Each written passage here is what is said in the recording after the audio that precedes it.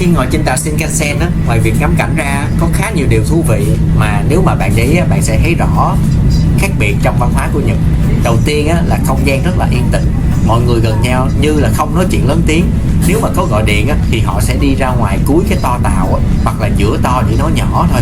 Trên tàu á, mà ai cũng giữ ý như vậy á, nên cả chuyến đi á, bạn cảm giác là rất là dễ chịu luôn. Một điều nữa là ai cũng giữ ghế và khu vực xung quanh ngồi rất là sạch sẽ.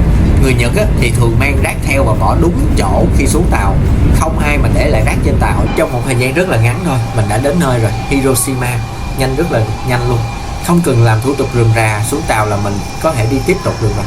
Nếu mà các bạn thấy những cái video kiểu trải nghiệm kiểu này mà các bạn muốn xem thêm nhiều video du lịch Nhật Bản nữa thì đừng quên ủng hộ mình bằng cách đăng ký kênh nha, và nhớ bấm chuông để không bỏ lỡ video tiếp theo. Hẹn gặp lại tất cả các bạn ở chuyến đi kế tiếp nha. Chúc các bạn có một ngày học tập và làm việc vui vẻ.